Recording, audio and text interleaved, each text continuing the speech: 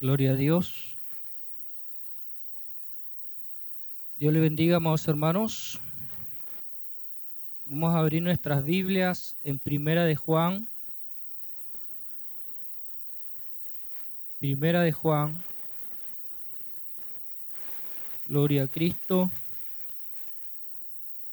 Capítulo 5.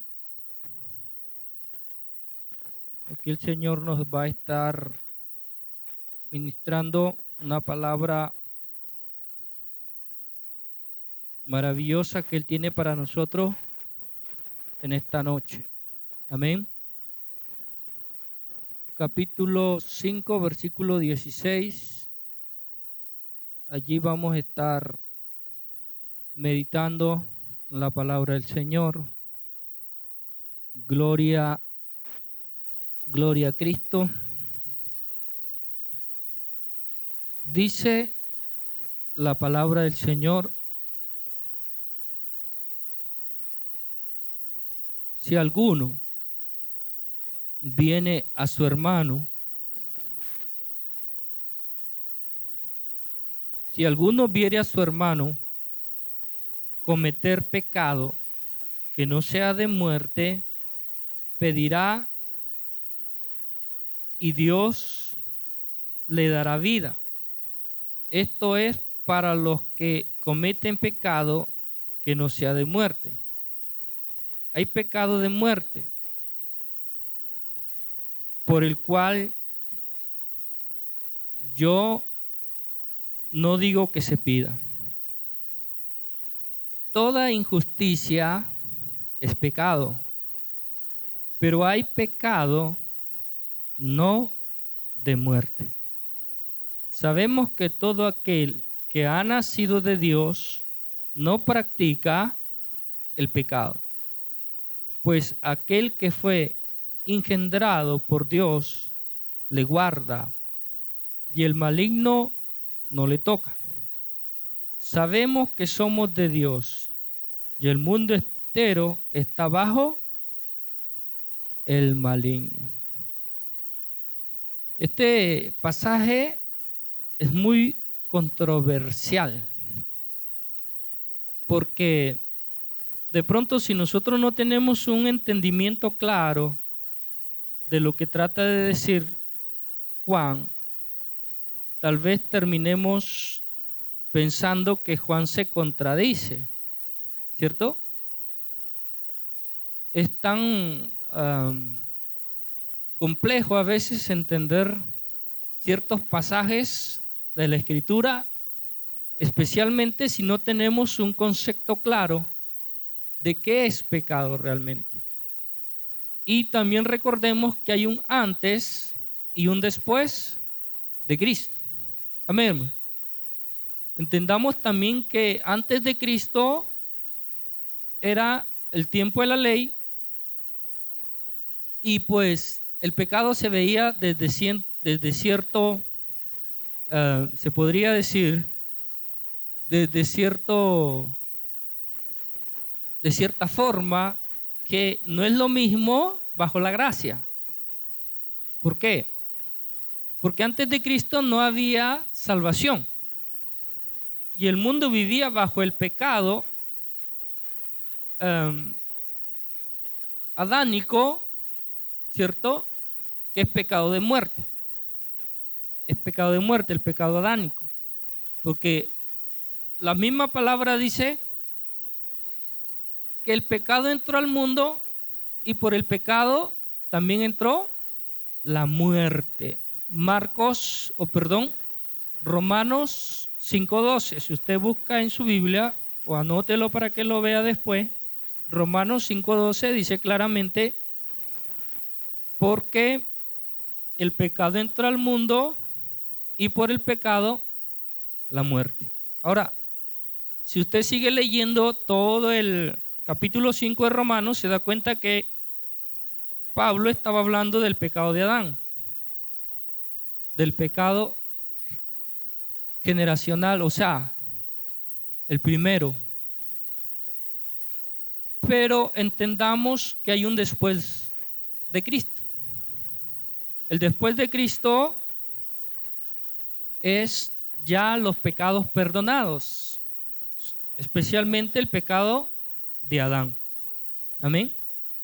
El pecado de Adán. O sea, ya estamos libres del pecado de Adán, que es el pecado de muerte. Es el pecado de muerte. Porque Dios mismo le dijo a Adán, si comes de este fruto, de la ciencia del bien y el mal, ciertamente, ¿qué le dice? Morirás. ¿Ya? Pero Jesús viene y desentrona a la muerte. Le quita ese poder que tenía sobre la humanidad por causa de Adán. Por eso la vez pasada tocamos el tema de la redención.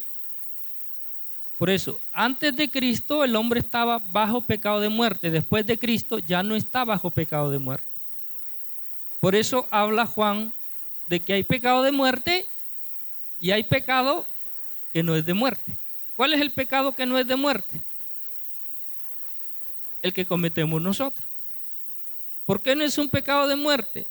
Porque el pecado de muerte fue el de Adán, ¿cierto? Ahora, la Biblia habla también de quienes no heredarán el reino de los cielos, pero ya eso tiene que ver con delitos que uno cometa que te quitan el derecho a entrar al reino de los cielos, ¿cierto?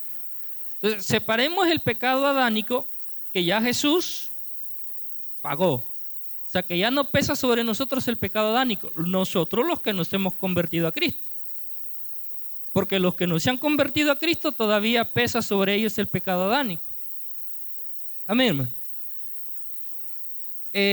Jesús dijo claramente en el libro de Marcos 16, 15, si no me equivoco el versículo, él dice, el que cree y es bautizado será salvo, mas el que no cree será condenado.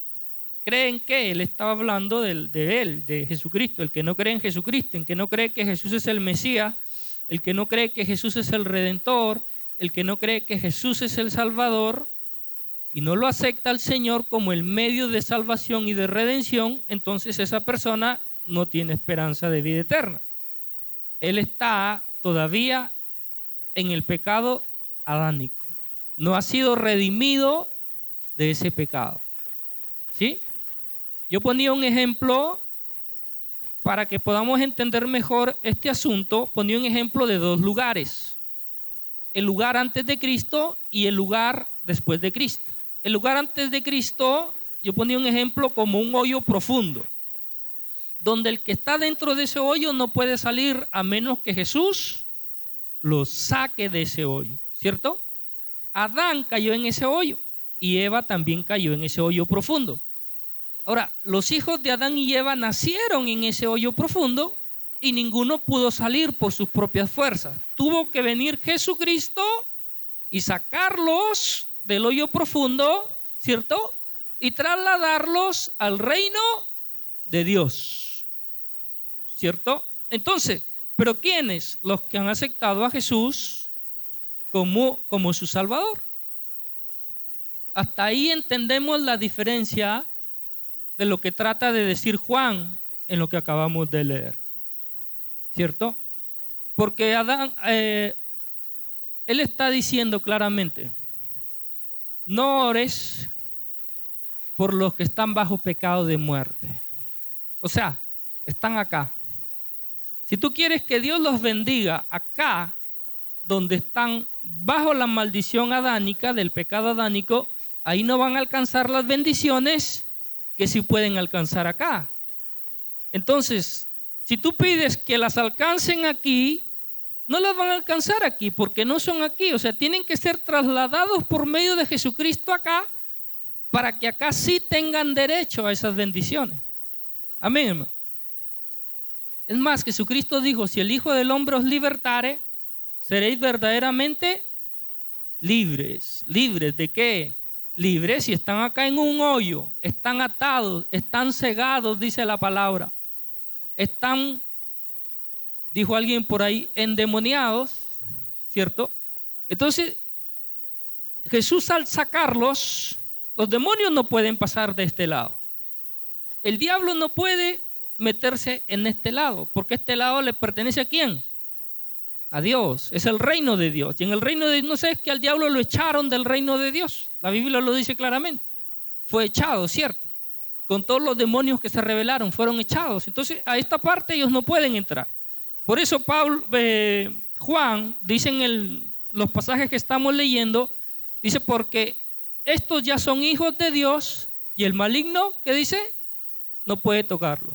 ¿Por qué no puede tocarlos? Porque están de este lado, del lado de la luz. Satanás no puede pasar al lado de la luz, él es de las tinieblas y él no puede pasar al lado de la luz. Entonces hay una diferencia grande entre el que está en el antes de Cristo, bajo la maldición del pecado adánico, y el que ya ha sido ¿qué? Redimido, lavado de ese pecado, limpiado, se le perdonaron ese pecado y ahora está de este lado. Amén, hermano. Voy a poner otro ejemplo. Digamos que los que están acá están infectados con una enfermedad, una virosis, una plaga, no sé. Entonces les ponen la vacuna para matar la virosis, ¿cierto? Entonces ya les matan la virosis, y después que ya están limpios, porque ya les mataron la virosis, los pasan a este lado. Entonces, de este lado están los que ya están sin virosis, ya la virosis murió totalmente, por poner un ejemplo. Pero los que están acá todavía están con esa virosis. Entonces no pueden ellos tener los privilegios que los que están de ese lado, ¿cierto? Porque las virosis y todo eso los tiene acá. Que siempre ponen a los que están enfermos con una enfermedad contagiosa, los ponen de un lado, y los que no, pues los ponen de otro lado. Entonces miremos esa diferencia de la que está hablando aquí el apóstol Juan, el mismo que escribe el Evangelio según San Juan. Entonces vamos a leer de nuevo lo que hemos leído. Yo creo que lo vamos a entender un poquito mejor con lo que ya hemos explicado. Dice: si alguno viniere a su hermano, ay Dios, esa parte se me enreda. Si alguno viere a su hermano cometer pecado que no sea de muerte, pedirá y Dios le dará, ¿qué cosa? Vida. Oye, pero ¿de qué hablaba aquí realmente Juan? Si alguno viere a su hermano cometer pecado que no sea de muerte, pedirá a Dios y Dios le dará vida. O sea que nosotros podemos interceder por alguien que cometió pecado. Cuando hay amor, intercedemos por esa persona. Lo triste que se ve en la mayoría de iglesias es que cuando alguien comete pecado, como que lo echan para allá, para el fondo, ¿cierto? Algunos lo ponen en disciplina ahí y ya no lo saludan, ya no le hablan. O sea, bueno, yo he visto en diferentes grupos, no en todos, pero en muchos grupos he visto esas cosas. Ahora, tampoco es que lo vamos a pechichar al que comete pecado, lo vamos ay hermanito, te felicito por cometer pecado. Tampoco es así, ¿cierto? Pero lo que trata de decir es que intercedas por él. Porque muchas veces cuando un cristiano, un verdadero cristiano de corazón, comete un pecado, esa persona se aflige, se entristece, ¿cierto? Porque ya tiene el temor de Dios en su corazón, ya está caminando en las cosas de Dios y de pronto hace algo que todo el mundo se entera, a esta persona le da pena, se entristece, se angustia, a veces se aísla, entra en una depresión muy fuerte, ¿verdad? Ha pasado. Oh, hermano, ha pasado a veces hasta que se han terminado suicidando, siendo cristianos. ¿Y dónde estamos nosotros? ¿qué hacemos nosotros por esa persona cuando está en esa condición? Si intercedemos, si vamos nosotros en grupo a visitarlo y empezamos a ministrarlo con la palabra, porque recordemos que el enemigo es astuto y anda como león rugiente buscando a quien devorar, y la misma Biblia dice que se disfraza de ángel de luz. Y recordemos que hizo caer a Adán, ¿cierto? Y recordemos también que muchos hombres de Dios también pasaron momentos difíciles. Por ejemplo, Pedro negó al Señor 3 veces. Pero Jesús no lo abandonó, no lo dejó. Es más, cuando Jesús resucita, le dice a los discípulos, y díganle a Pedro que lo espero en tal lugar. Como queriendo decir, dile a Pedro que no lo he desechado. No lo puse en disciplina ni nada, hermano. ¿Ah? Jesús era algo así como que a uno lo deja como que, ajá, Señor, no hubieras puesto en disciplina a Pedro que te negó 3 veces. ¿Ah? Cosas que nosotros a veces decimos, no, Pedro no era un verdadero cristiano porque lo negó al Señor. El verdadero cristiano no lo niega, es capaz de dar la vida por el Señor. Ah, eso es de labios para afuera. Pero cuando nos asustan, hermano, y empieza a correr el plomo, salimos embalados. Pastor creo que es el primero que sale corriendo para su casa a la hora que empieza a tirar plomo por ahí.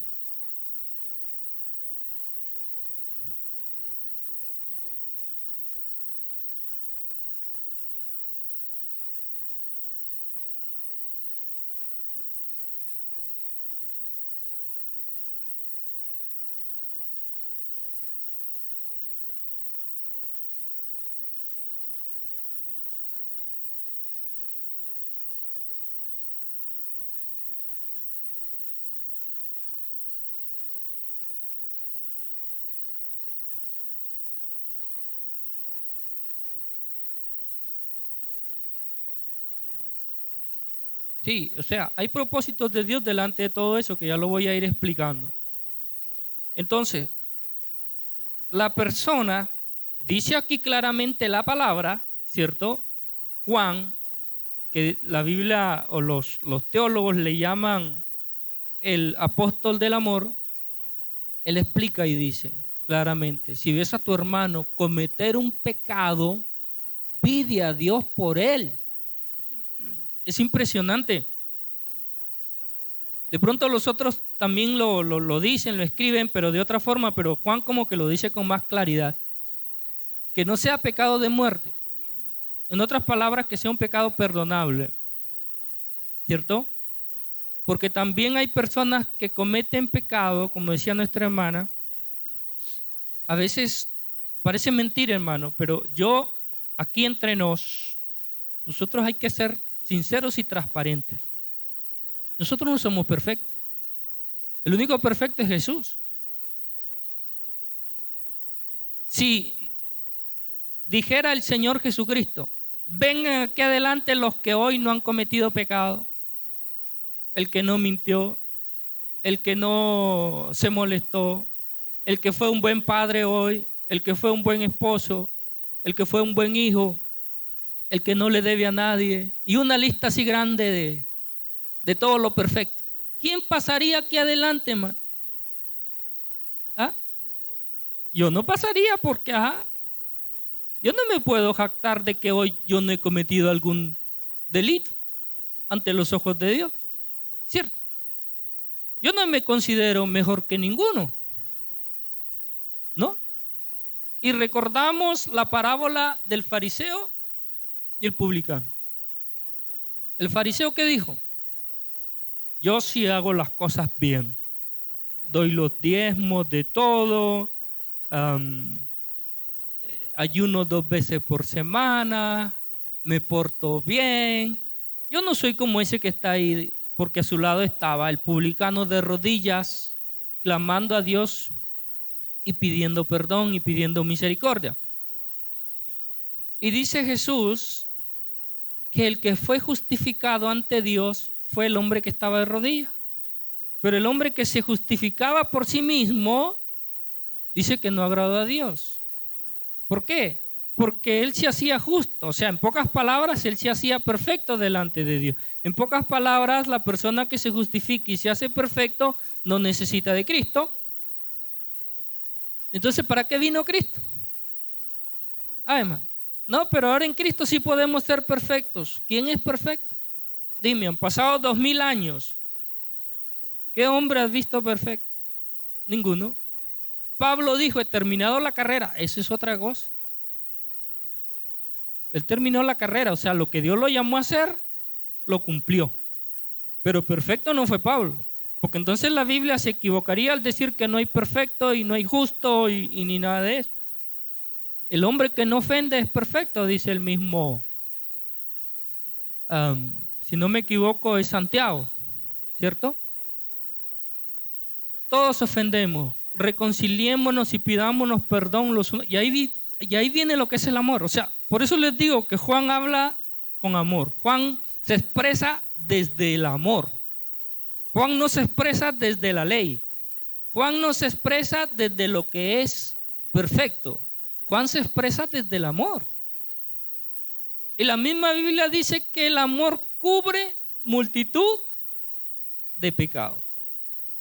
Jesús le dice a Pedro, después que ya Pedro lo había negado 3 veces, después de que, mira, lo negó 3 veces, Jesús lo llamó a la reunión que tenía con el resto de los discípulos y le sirvió un buen plato de pescado, creo que estaban comiendo, ¿no?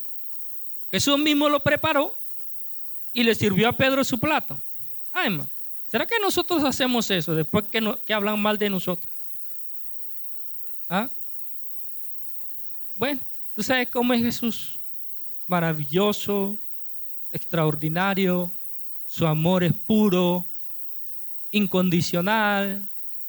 Todo lo que es condicional, obviamente, si no lo haces, no mereces esto. Si no haces esto, no mereces esto. Eso es condicional. Pero el Señor es incondicional. Y lo vemos en su trato hacia Pedro y hacia sus discípulos. ¿Qué hace el Señor después que ya terminaron todos de comer? Que ya le llenó la barriguita a Pedro. Y ese Pedro parece que comía bastante, man. Y entonces ya le dice el Señor, Pedro, ven acá. Oye, Pedro, ¿te puedo hacer una pregunta? Sí, Señor. Pedro, ¿tú me amas? Dime la verdad. Y Pedro le dice, sí, Señor, yo te amo. Entonces le dice, apacienta mis ovejas, mis corderos.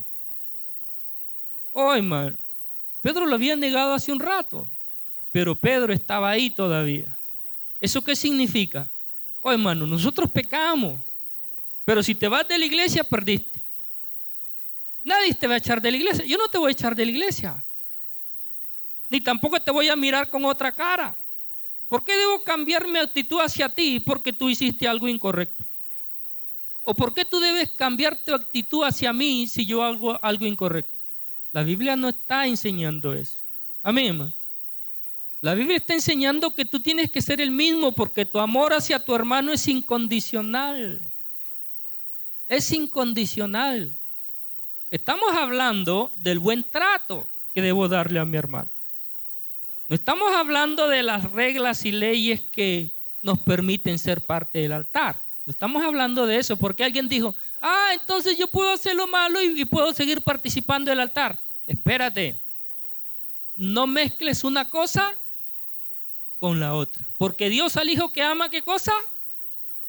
Lo corrige. Y la Biblia dice que muchos que subieron al altar en pecado, ¿qué hizo Dios? Los cortó. Los cortó. Sacerdotes y gente que quiso jugar con Dios. Claro que hoy estamos en el tiempo de la gracia. Pero recuerda que si estas personas, el día del juicio de Dios, nunca se arrepintieron y se aprovecharon de la gente, ¿cierto? Se enriquecieron, hicieron cosas malas ante los ojos de la gente, dieron un mal testimonio, engañaron a la gente y todo. Como dice la palabra, ciegos guiando a otros ciegos. Personas que fueron tropiezos. Mejor es que se le amarre una piedra de molino en el cuello y se le arroje al fondo del mar antes que enfrente la ira de Dios. Mira lo que dice la palabra. Entonces, no confundamos una cosa con otra. Lo que aquí Juan nos está enseñando es a mirar al pecador por medio del amor de Dios. Amén, hermano. Por medio del amor de Dios. ¿Por qué? Porque en esos tiempos había mucha gente que no entendía, obviamente, este principio. Y entonces trataba a la gente, mejor dicho, el que hacía algo incorrecto, no, porque está dando mal testimonio, bótalo de la iglesia. Está dando mal testimonio, no lo bote, no lo bote, déjalo ahí que Dios lo restaure y ayúdalo, ora por él, aconséjalo, dale un abrazo, dile, estamos contigo, hermano, yo sé que el Señor te va a levantar. Bueno, lo voy a repetir. De eso está hablando el apóstol. Si alguno viniere o si alguno viere a su hermano cometer pecado que no sea de muerte, pedirá a Dios y Dios le dará vida. ¿Cierto? Y sigue diciendo, esto es para los que cometieron pecado que no sea de muerte. Les hablaba de las debilidades. Pedro dijo, Señor, yo voy contigo hasta la muerte, pero cuando se enfrentó a la muerte, se dio cuenta que era débil. Nosotros podemos decir muchas cosas, pero cuando nos enfrentamos a cosas con las que no hemos lidiado nunca, terminamos a veces vencidos. Amén, hermano. Por eso que uno tiene que ser prudente, uno tiene que ser humilde. Uno nunca puede jactarse de que, no, yo ayuno, por eso que a mí el diablo no me toca. No, yo oro, por eso que a mí el enemigo, no, el diablo a mí no me gana. No, tú no puedes decir eso, hermano. Uno no se puede jactar de esa manera. Uno tiene que decir, por la misericordia de Dios es que estoy de pie. Por la misericordia de Dios es que estoy aquí. No es por mi fuerza, por mi capacidad, ni por nada de eso. ¿Crees que el diablo es cualquier cosa? No. El enemigo es inferior a Jesús. Amén, hermano. Pero no a nosotros. No es inferior. O sea, el diablo es astuto, el diablo tiene poder, el diablo a cualquiera se lo trae abajo. El único que lo ha vencido es Jesucristo. Y nosotros, porque el Espíritu Santo está en nosotros y ya Jesús nos sacó de allá, donde el diablo sí podía hacer lo que se le daba la gana, donde nos dejó Adán, Jesús nos sacó y nos puso en el reino de nuestro Padre. Y aquí tenemos protección, estamos en la luz, ahí están los ángeles de Dios que nos protegen, ahí están todas las promesas de Dios sobre nosotros. Y ahí está el Padre, el Hijo y el Espíritu Santo que nos guarda como a la niña de sus ojos. Ahí estamos seguros. ¿Sí? Ahora, hablamos un poco del pecado que no es de muerte, que cometemos pecados. Y les dije hace un momento, sí, si Jesús dijera vénganse aquí adelante los que no han cometido pecado, no pasamos ninguno, ¿cierto? ¿O será que alguno dice yo sí puedo pasar? No, yo soy el primero que me quedo ahí sentadito, hermano. Guillermo, ven, no señor, ajá, y a menos que espérate, primero perdóname y después que me perdonas lo mal que he hecho hoy, yo paso. Y si paso, lo primero que voy a hacer es tirarme de rodillas ante tu presencia.